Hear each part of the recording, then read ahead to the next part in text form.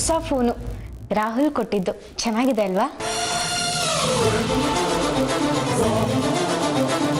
ಮಯೂರಿಗೆ ಭಾವನ ಬಾಲ್ಯ ಸ್ನೇಹಿತನ ಮಗನ ಜೊತೆ ಮದುವೆ ಫಿಕ್ಸ್ ಮಾಡ್ತಾರಂತೆ. ನಿಜವಾಗ್ಲೂ ನನ್ನ ಮೇಲೆ ಪ್ರೀತಿ ಇಲ್ವಾ? ಜಯಂತಣ್ಣ, ಈ ಕ್ಷಣಕ್ಕೂ ನೀನು ಮಯೂರಿ ಒಂದಾಗಬೇಕು ಅನ್ನೋದೇ ನನ್ನ ಆಸೆ. ನಾನು ನಿನಗೆ ದುಡ್ಡು ಕೊಡಬೇಕು ಅಂದರೆ ಮೊದಲು ನಿಮ್ಮ ಅತ್ತೆನ ಮನೆಯಿಂದ ಆಚೆ ಕಳಿಸು ಅಂದರು.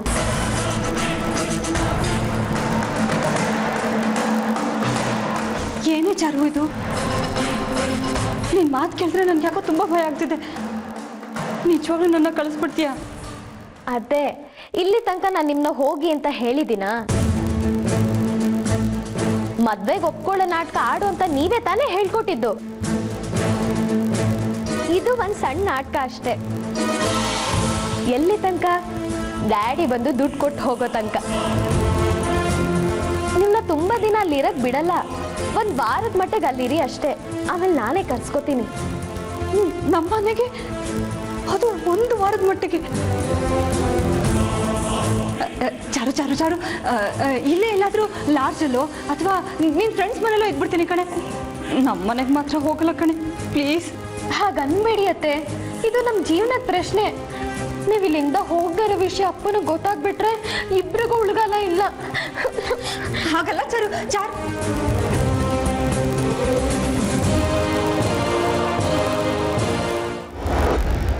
ನಿಜ ಹೇಳು ಜಯಂತ್, ನನ್ನ ಮರೆಯೋ ಪ್ರಯತ್ನ ಮಾಡ್ತಿಲ್ವಾ? ಹೇಗೆ ಮರೀಲಿ ಹೇಳು? ಮರೆಯೋದಕ್ಕೆ ನಾನೇ ನಿನ್ನನ್ನು ಟೈಮ್ ಪಾಸಿಗೆ ಲವ್ ಮಾಡಿದ್ನ. ಈಗಲೂ ಹೇಳ್ತೀನಿ, ನಾನು ನಿನ್ನನ್ನು ನನ್ನ ಉಸಿರಿಗಿಂತ ಹೆಚ್ಚಾಗಿ ಪ್ರೀತಿಸ್ತಾ ಇದ್ದೀನಿ.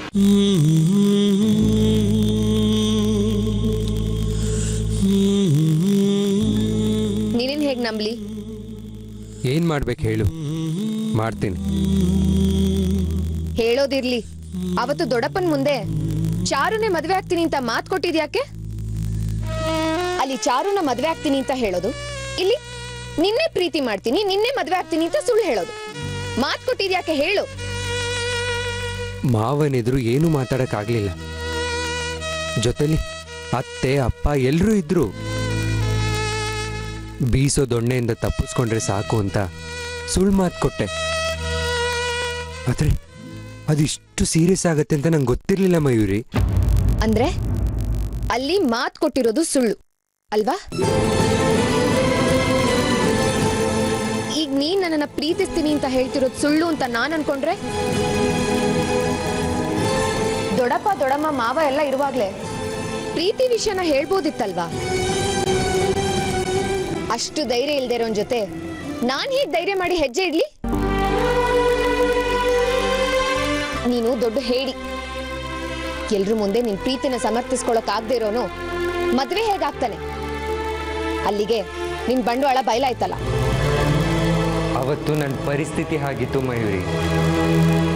ಪ್ಲೀಸ್ ಅರ್ಥ ಮಾಡ್ಕೋ. ಒಂದು ಒಳ್ಳೆ ಟೈಮಿಗೋಸ್ಕರ ಕಾಯ್ತಾ ಇದ್ದೀನಿ. ಖಂಡಿತ ನನ್ನ ಮನ್ಸಲ್ಲಿರೋದನ್ನ ಎಲ್ರ ಮುಂದೆ ಹೇಳ್ತೀನಿ. ಹಾಗಾದ್ರೆ ಒಂದ್ ಕೆಲ್ಸ ಮಾಡು. ಹೇಳು ಮಯೂರಿ. ನೀನು ಮನೇಲಿ ಎಲ್ರಿಗೂ ಹೇಳೋ ತನಕ ನನ್ನ ಕಣ್ಣೆತ್ತಿ ಕೂಡ ನೋಡ್ಬೇಡ. ಪ್ರೀತಿ ವಿಷಯ ಮಾತಾಡ್ಬೇಡ. ಮನೇಲಿ ಎಲ್ರು ಒಪ್ಕೊಂಡ್ಮೇಲೆ ನಮ್ಮಿಬ್ರು ಮದ್ವೆ ವಿಚಾರ. ಅಲ್ಲಿವರೆಗೂ ನಾನು ನೀನು ಜಸ್ಟ್ ಫ್ರೆಂಡ್ಸ್ ಅಷ್ಟೇ.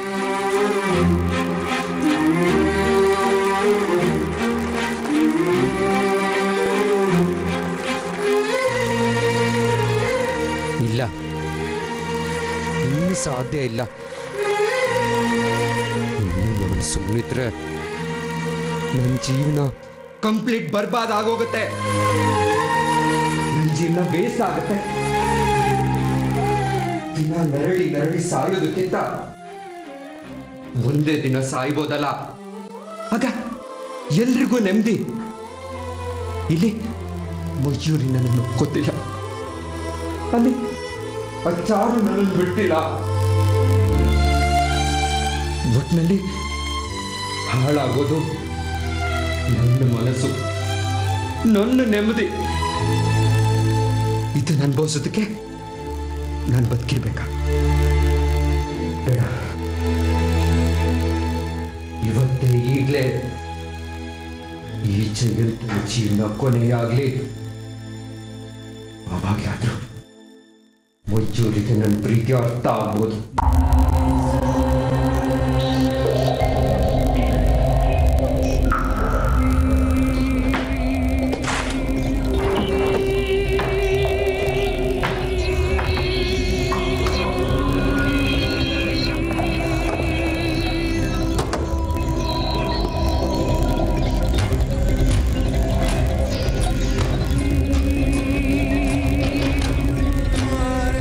ಇದನ್ನ ಕುಡಿದ್ರೆ ಆ ದೇವರು ಕೂಡ ನನ್ನನ್ನು ಬದುಕ್ಸಕ್ಕಾಗಲ್ಲ.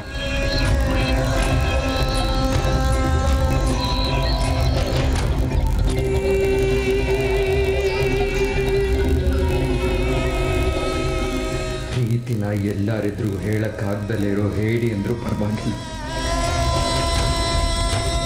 ಸಾಕು,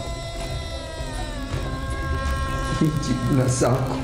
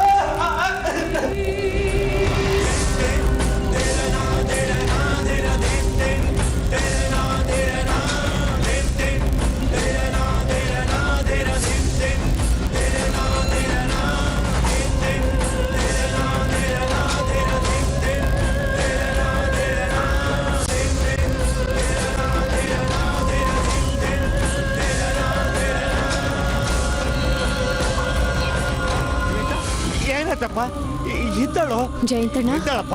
ಜಯಂತಣ್ಣ, ಹೇಳಪ್ಪ, ಏನಾಯ್ತು? ಎದ್ದಳು. ಮನೆಗ್ ಏನ್ ಮಾಡೋದು? ನೋಡಮ್ಮ. ಜಯಂತಣ್ಣ,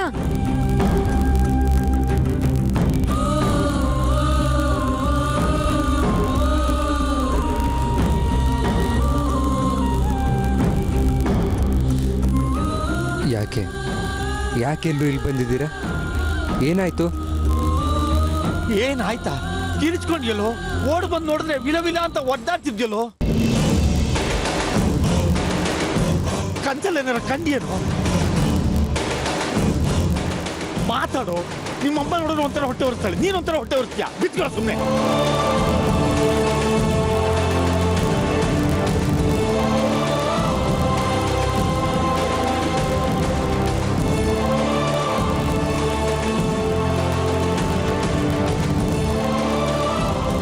ಜಯಂತಣ್ಣ, ಏನಾಯ್ತು ನಿಮ್ಗೆ? ಮೇಘ, ಏನೋ ಒಂಥರ ಕೆಟ್ಟು ಕನಸು. ಮಯೂರಿ ನನ್ನ ಬಿಟ್ಟು ಹೋಗ್ತಾಳೆ. ಆ ಬೇಜಾರಲ್ಲಿ ನನ್ನ ವಿಷ ಕುಡಿದು ಸತ್ತೋದ ಹಾಗೆ.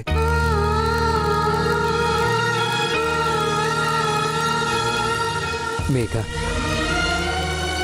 ನೀನಾದ್ರೂ ಮಯೂರಿನ ಸಮಾಧಾನ ಮಾಡಿ ನನ್ನ ಪಾಲಿಗೆ ಉಳಿಸ್ಕೊಡು ಮೇಘ.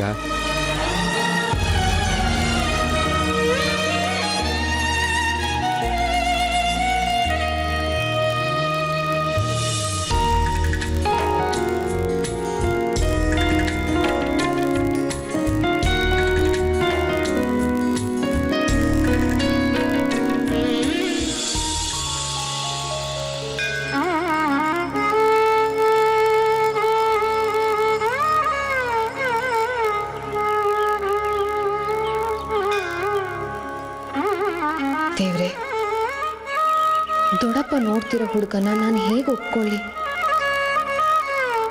ಜಯಂತನ್ ಪ್ರೀತಿನ ಅಷ್ಟು ಸುಲಭವಾಗಿ ಮರೆಯಕ್ಕಾಗಲ್ಲ. ಸಾಲದಕ್ಕೆ ಮೇಘನ್ ಚಿಂತೆ ಬೇರೆ. ರಾಹುಲ್ ಮೇಘನ್ಗೆ ಯೋಗ್ಯ ಇಲ್ಲ ಅಂತ ಅನ್ನಿಸ್ತಿದೆ.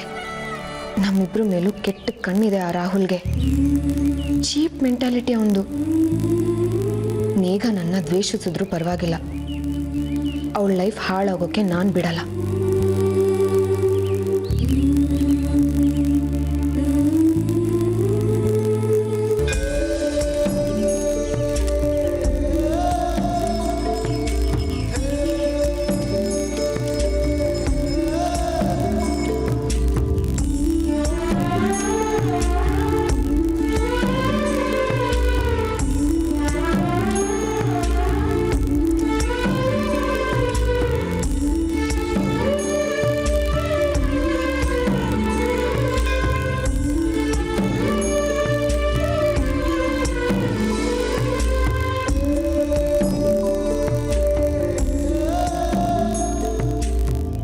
ನನ್ನನ್ನು ನೋಡಕ್ ಬರ್ತಾನಂತ ಹುಡುಗ ಬರ್ಲಿ. ನನ್ನ ಮದುವೆ ಏನಿದ್ರು ನನ್ನ ನಿರ್ಧಾರದ ಮೇಲೆ ಆಗೋದು ತಾನೆ. ನೋಡೇ ಬಿಡೋಣ. ಈಗಲೇ ದೊಡ್ಡಪ್ಪನ ಹತ್ರ ಮದುವೆ ಬೇಡ ಅಂತ ಹೇಳಿದ್ರೆ ಅವ್ರ ಮನಸ್ಸಿಗೆ ಬೇಜಾರಾಗ್ಬೋದು. ಯಾವುದಕ್ಕೂ ಆ ಹುಡುಗ ಬರಲಿ, ಅವನ ಜೊತೆ ನಾನು ಮಾತಾಡೋದಿದೆಯಲ್ಲ, ಆಮೇಲೆ ನಿರ್ಧಾರ ಮಾಡಿದ್ರೆ ಆಯಿತು. ಫಸ್ಟು ಮೇಘನ್ ಲೈಫ್ ಬಗ್ಗೆ ಯೋಚನೆ ಮಾಡ್ತೀನಿ.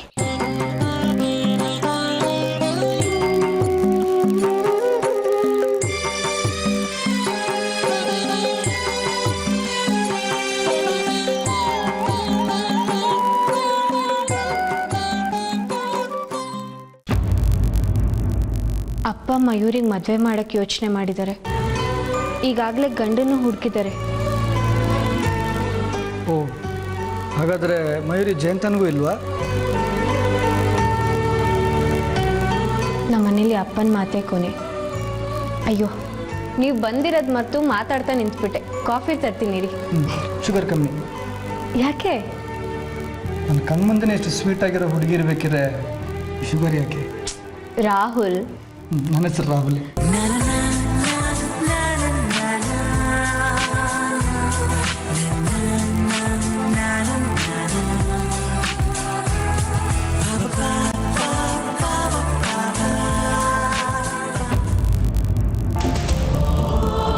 Hi, Congress Mayuri. Good news ಗೊತ್ತಾಯಿತು, ಬಟ್ ನಿನ್ನ ಮುಖದಲ್ಲಿ ಖುಷಿನೇ ಕಾಣ್ತಿಲ್ಲ. ಮಯೂರಿ, ಈಗ ಬಂದ್ಯಾ? ರಾಹುಲ್ಗೆ ಕಾಫಿ ಮಾಡ್ತಾ ಇದ್ದೀನಿ, ನಿನ್ಗೂ ತರಲಾ? ಕಾಫಿ ಎಲ್ಲ ಆಮೇಲೆ, ಮೊದಲು ರೂಮಿಗೆ ಬಾ, ಮಾತಾಡಬೇಕು. ರಾಹುಲ್, ಒಂದು ನಿಮಿಷ ಬರ್ತೀನಿ.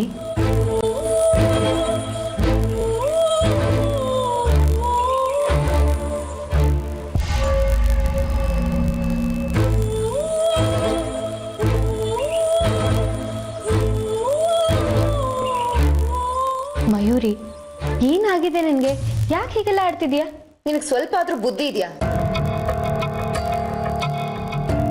ಮೇಘ, ಮನೇಲಿ ಯಾರೂ ಇಲ್ಲ. ರಾಹುಲ್ ಬರೋದು ತಪ್ಪಲ್ವಾ? ಅವನು ಹೀಗೆಲ್ಲ ಬರೋದು ಚೆನ್ನಾಗಿ ಕಾಣಲ್ಲ ಅಂತ ನಾನು ಹೇಳಿದ್ರೆ ಸರಿ ಇರಲ್ಲ. ನೀನೇ ಸ್ವೀಟಾಗಿ ಹೇಳ್ಬಿಡು. ನೋಡು ಮೇಘ, ನಿಮ್ಮಿಬ್ರಿಗೂ ಇನ್ನೂ ಮದುವೆ ಆಗಿಲ್ಲ. ಬೇರೆಯವರು ನೋಡಿ ಏನೇನೋ ಅರ್ಥ ಮಾಡ್ಕೋಬಾರ್ದಲ್ವಾ? ಪ್ಲೀಸ್ ನೀನೇ ಅವನಿಗೆ ಹೇಳ್ಬಿಡು. ರಾಹುಲ್ ಬಗ್ಗೆ ನಿನ್ಗೇನು ಗೊತ್ತು? ಇಡೀ ರಾತ್ರಿ ಅವ್ರ ಜೊತೆ ಇದ್ರು ಅವ್ರನ್ನ ಎಷ್ಟು ಸೇಫಾಗಿ ನೋಡ್ಕೊಂಡಿದ್ದಾರೆ ಗೊತ್ತಾ? ನೀನು ಈ ಥರ ಬದಲಾಗ್ತೀಯ ಅಂತ ನಾನು ಯಾವತ್ತೂ ಅಂದ್ಕೊಂಡಿರ್ಲಿಲ್ಲ ಕಣೆ. ಏನಾಯ್ತು ನಿನ್ನ ಮನ್ಸಿಗೆ? ನಿನ್ನ ಮನ್ಸಿಗೂ ಈ ಥರ ಯೋಚನೆ ಬರುತ್ತಾ? ರಾಹುಲ್ ಬರೋದು ತಪ್ಪು ಅಂತ ನಾ ಹೇಳ್ತಿಲ್ಲ. ಎಲ್ಲರೂ ಇದ್ದಾಗ ಬರಲಿ, ಆಗೇನು ಅನ್ಸಲ್ಲ. ಆದರೆ ಯಾರೂ ಇಲ್ದಿರೋ ಟೈಮಿಗೆ ಬಂದರೆ ನಂಗೆ ಯಾಕೋ ಸರಿ ಅನ್ನಿಸ್ತಿಲ್ಲ. ಅರ್ಥ ಮಾಡ್ಕೊ ಮೇಘ. ರಾಹುಲ್ ಜೊತೆ ನಾನು ಮಾತಾಡೋದು ನಿನ್ಗೆ ಇಷ್ಟ ಆಗ್ತಿಲ್ಲ ಅಲ್ವಾ? ನಾವಿಬ್ರು ಸಂತೋಷವಾಗಿರೋದು ನಿನ್ನ ಕೈಲಿ ಸಹಿಸಕ್ಕಾಗ್ತಿಲ್ಲ ಅಲ್ವಾ? ಯಾಕೆ ಮಯೂರಿ, ಯಾಕೆ ಹೀಗೆ ಬದಲಾದೆ ನೀನು? ಮೇಘ ಪ್ಲೀಸ್ ತಪ್ಪು ತಿಳ್ಕೊಬೇಡ. ಈ ವಿಷಯ ರಾಹುಲ್ಗೆ ಗೊತ್ತಾದ್ರೆ ಎಷ್ಟು ಬೇಜಾರು ಮಾಡ್ಕೋತಾರೆ ಗೊತ್ತಾ?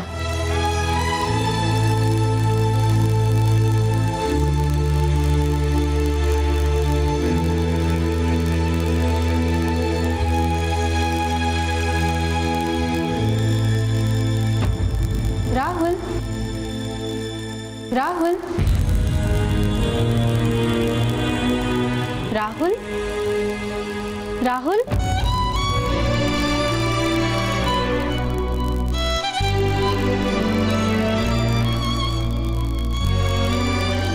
ರಾಹುಲ್ ರಾಹುಲ್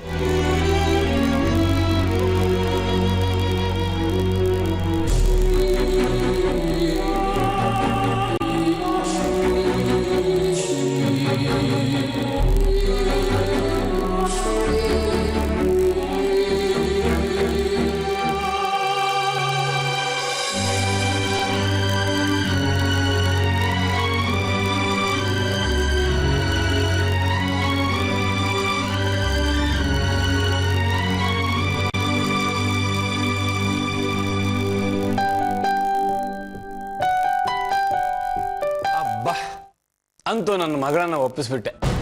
ಅಂದ್ರೆ ಅವಳಿಗೆ ಮದುವೆ ಇಷ್ಟ ಇರಲಿಲ್ವಾ? ಹಾಗಲ್ಲ ನವಿ, ಇಷ್ಟು ಬೇಗ ಮದುವೆ ಯಾಕೆ, ಇನ್ನೊಂದು 2 ವರ್ಷ ಕಾಯಬಾರ್ದ ಅಂತ ಅವಳು ಹಠಾಡಿದ್ಲು. ಅದಕ್ಕೆ ನಾನು ನೋಡಮ್ಮ, ಹಾಗಲ್ಲ ಹಠ ಮಾಡಬಾರ್ದು, ಒಳ್ಳೆ ಸಂಬಂಧ ಬಂದಾಗ ಬಿಡಬಾರ್ದು ಅಂತ ಹೇಳ್ತೀನಿ. ನೋಡಿ ಈಗ ಅವಳೇ ಕಾಲ್ ಮಾಡಿಬಿಟ್ಟು ಮದುವೆಗೆ ಒಪ್ಕೊಂಡಿದ್ದೀನಿ ಅಂತ ಹೇಳಿದಾಳೆ. ಅಂಕಲ್, ನನ್ಗೆ ಆಗ್ತಾ ಇರೋ ಖುಷಿಗೆ ನಾನು ನಿಮ್ಗೆ ಎಷ್ಟು ಥ್ಯಾಂಕ್ಸ್ ಹೇಳಿದ್ರು ಅದು ಕಡಿಮೆನೆ. ಮತ್ತು ನಿಮ್ಗೆ ಯಾವ ರೀತಿ ಬೇಕಾದರೂ ಹೆಲ್ಪ್ ಮಾಡೋಕ್ಕೆ ರೆಡಿ. ಒಟ್ಟಿನಲ್ಲಿ ನಮ್ಮ ಸಂಬಂಧ ಗಟ್ಟಿ ಆದರೆ ಅದೇ ಖುಷಿ. ಅಂಕಲ್, ನಮ್ಮ ಆಫೀಸಿಂದ ಕಾಲ್. ಇವತ್ತು ಯಾವುದೋ ಒಂದು ಪ್ರಾಡಕ್ಟ್ ಎಕ್ಸ್ಪೋರ್ಟ್ ಆಗೋದಿದೆ, 1 ನಿಮಿಷ ಮಾತಾಡ್ಕೊಂಡ್ಬರ್ತೀನಿ.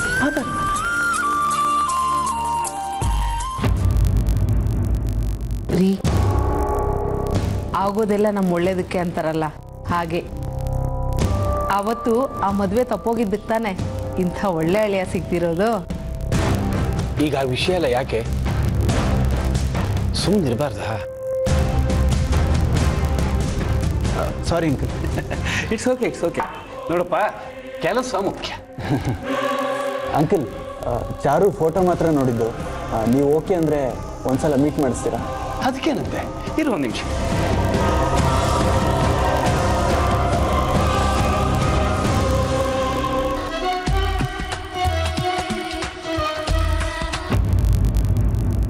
ಹೇಳಿ ಡ್ಯಾಡಿ. ಚಾರು, ನಾವು ನಿನ್ನ ಮನೆಗೆ ಬರೋಣ ಅನ್ಕೊಂಡಿದ್ವಿ, ಯಾವಾಗ ಕರ್ಕೊಂಡು ಹೋಗ್ತೀಯಾ? ಯಾವಾಗಾದ್ರೂ ಬನ್ನಿ ಡ್ಯಾಡಿ. ನೀವು ಪಕ್ಕ ನಮ್ಮ ಮನೆಗೆ ಬರ್ತೀನಿ ಅಂದರೆ ನಾನು ನಮ್ಮ ಮನೆ ಅಡ್ರೆಸ್ನ ಮೆಸೇಜ್ ಮಾಡ್ತೀನಿ. ಮನೆ ಹತ್ರ ಬಂದಿದ್ದ ಕೂಡಲೇ ಒಂದು ಕಾಲ್ ಮಾಡಿ, ನಾನು ಬಂದು ಪಿಕ್ ಮಾಡ್ತೀನಿ. ಸರಿ ನಮ್ಮ ಕಾಲ್ ಮಾಡ್ತೀನಿ. ಸರಿ ಡ್ಯಾಡಿ.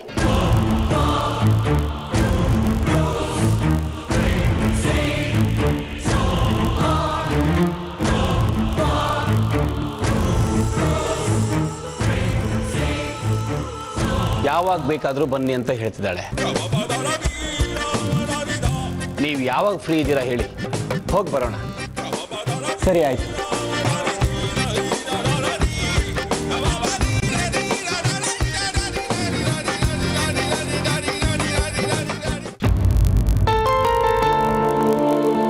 ಮಾವ, ಹೇಳ್ಬಿಟ್ಟು ಕೇಳಿಸ್ಕೊಳ್ಳಿ ನೀವು.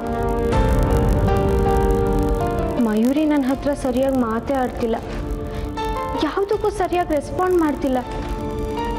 ಅವಳು ಯಾಕೆ ಹೀಗೆಲ್ಲ ಮಾಡ್ತಾ ಇದ್ದಾಳೆ? ಈ ಚೇಂಜಸ್ ಕಾರಣ ಏನು ಅಂತಾನೆ ಗೊತ್ತಾಗ್ತಿಲ್ಲ ನನಗೆ. ಪುಟ್ಟಿ, ಮಯೂರಿ ಬಗ್ಗೆ ನೀನು ತಪ್ಪಾಗಿ ತಿಳ್ಕೊಬೇಡ. ಅವಳು ಏನೇ ಮಾಡಿದ್ರು ಅದಕ್ಕೊಂದು ಕಾರಣ ಇದೆ.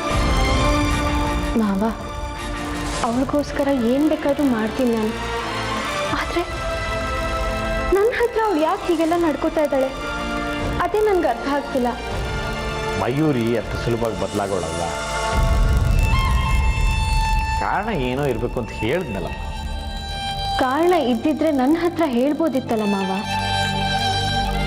ಮಾವ, ಜಯಂತಣ್ಣನ ವಿಚಾರದಲ್ಲಿ ಏನು ಮಾಡ್ತೀರಾ? ಮೊದಲು ನಿನ್ನ ಮದುವೆ ನಡೀಲಲ್ಲ, ಅವನ ಗಂಡು ಹೇಗೋ ನಡೆಯುತ್ತೆ.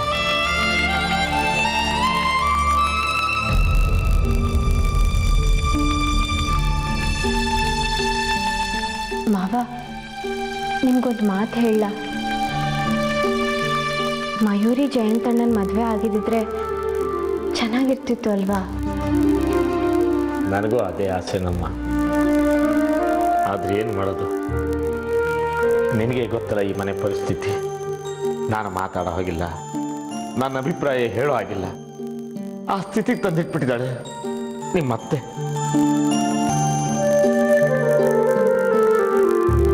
ಮಾವ, ಮಯೂರಿ ನನ್ನ ಹತ್ರ ಹೀಗೆ ನಡ್ಕೊಳ್ಳೋಕ್ಕೆ ಇದು ಒಂದು ಕಾರಣ ಇರಬಹುದಲ್ವಾ? ಮನಸ್ಸು ಸರಿಗಿಲ್ದಾಗ ಪಕ್ಕದಲ್ಲಿ ಯಾರೇ ಇದ್ರೂ ಗಮನ ಕೊಡೋಕ್ಕಾಗಲ್ಲ. ಒಟ್ಟಿ ನೀನೇನು ತಲೆ ಕೆಡಿಸ್ಕೊಬಿಡಮ್ಮ. ಮಯೂರಿ ಗಟ್ಟಿ ಮನಸ್ಸಿನ ಹುಡುಗಿ, ಏನೇ ಸಮಸ್ಯೆ ಬಂದರೂ ಧೈರ್ಯದಿಂದ ಎದುರಿಸ್ತಾಳೆ. ಪಾಪ ಏನೋ ಟೆನ್ಷನ್ನು ಹಂಗೆ ಆಡ್ತಿದ್ದಾಳೆ. ಆಮೇಲೆಲ್ಲ ಸರಿ ಹೋಗ್ತಾಳೆ. ಆಯಿತಾ? ಧೈರ್ಯವಾಗಿರಪ್ಪ.